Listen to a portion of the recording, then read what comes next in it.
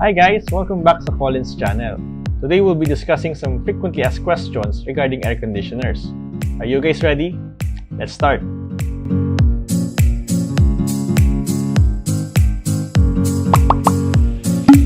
Engineer, may tanong ako. Paano ako makakatipid sa kuryente ko sa tuwing ginagamit ko ang unit ko? Inverter or non-inverter unit, iset ang temperature sa economical setting na 23 hanggang 25 degrees Celsius. Siguraduhin na ang pinto at ang bintana ay nakasarado ng maayos.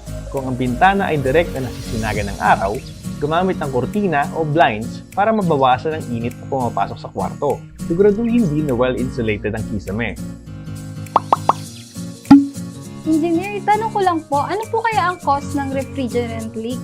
At paano po ito maiiwasan? Ito ang ilan sa mga possible causes ng refrigerant leak. Kung ang aircon nyo ay malapit sa salty, toxic, or slumpy areas, posibleng magkaroon ito ng corrosion sa evaporator at condenser. Kung ito naman ay na-repair, malaki ang tsansang hindi nahinay ng maayos ang dugtong ng tubo. Kung ang unit ay split type, maaaring may pagkakamali ito sa installation. Engineer, ask ko lang po kung ano po ba ang advantages pag naka-inverter po ang aircon. Nakakatipid ito sa kuryente habang ginagamit ng matagalan. Siguraduhin lang na tamang pag-operate nito. Hindi nag-exceed the standard length ng copper tube, naaayon ng air conditioning unit para sa requirement ng area, at regular maintenance. Engineer, tanong ko lang, bakit nag-iyala yung aircon? Ano kayang dahilan nun?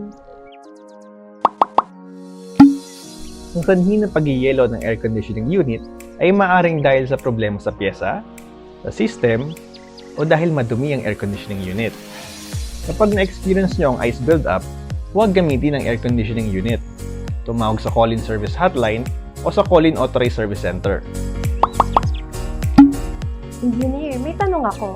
Kapag ba may di kaaya-ayang amoy ang aircon, ano kayang posibleng problema nito? Posibleng madumi ang tubig na ginamit paglinis ng air conditioning unit o yung pag-tap ng drain ng air conditioning unit sa madumi o mabahong lugar tulad ng kanal o septic tank. Engineer, bakit po minsan may inaambugan ng aircon ko? Posibleng madumi ang filter o mismong air conditioning unit at kailangan itong ipalinis. Maaari ding parts-related problem na kailangan itawag sa Kolin Service Hotline o sa Kolin Authorized Service Center. Engineer, pwede po bang gamitin ang unit kahit nagwa-water dripping ng excessive? Hindi advisable na gamitin ang air conditioning unit na may water dripping. Maaari itong makadamage ng structure, appliances, o sa mga bagay na maaaring matuluan o mabugahan ng tubig. Engineer, ask ko lang, bakit ganun? Wala siyang LED display pero lumalamig naman yung unit ko. Merong feature na light button kung saan pwedeng i-turn off or on ang display ng air conditioning unit. May mga ibang model naman na may instruction sa likod ng remote kung saan pipindutin ng sabay ang positive and fan button. Engineer, I have a question. May na-purchase na akong unit. And is it possible ba na ipa-install to sa unauthorized service center? Once na-install ang unit ng unauthorized party, automatically void lahat ng warranty nito. Dapat Kolin Head Office or Kolin Authorized Service Center ang mag-install para sa standard at quality service. Engineer, may tanong po ako. Ano-ano po yung warranty ng aircon nyo?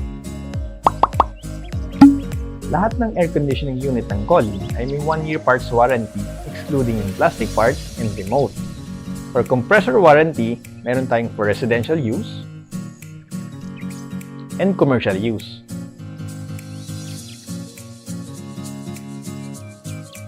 Tandaan. For standard and quality service, siguraduhin sa Kolin Head Office or sa Kolin Authorized Service lamang tumawag. Here's the list of the lucky winners of 100 peso GCash from our video, Tuloy Pa Rin Ang Pasko.